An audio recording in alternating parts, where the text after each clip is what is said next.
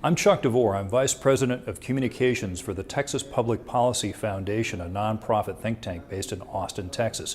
Before I moved to Texas a little over a year ago, I was a lawmaker in the state of California for 6 years, where I represented almost 500,000 people.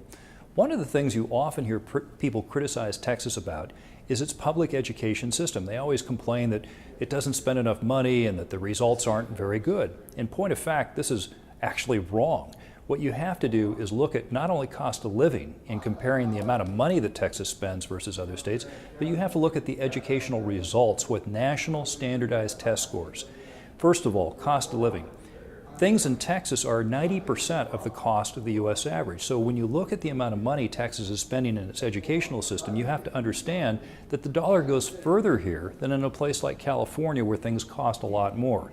If you factor that into account, Texas actually spends slightly above the national average on a per pupil basis. The next issue is results.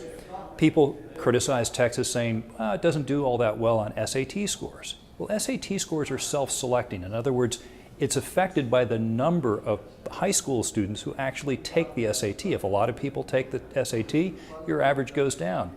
So the real thing to look at is national standardized test scores that everybody takes. Now, I looked at Texas and compared it to the 8 big states, and I found that Texas, based on race and ethnicity, is number 1 in by far the most categories on math, science, and reading. You know what the last position state is? California. So in fact, Texas public education, and we think there's a lot of things that can be improved, but it's still the best, has the best results among the 8 big states.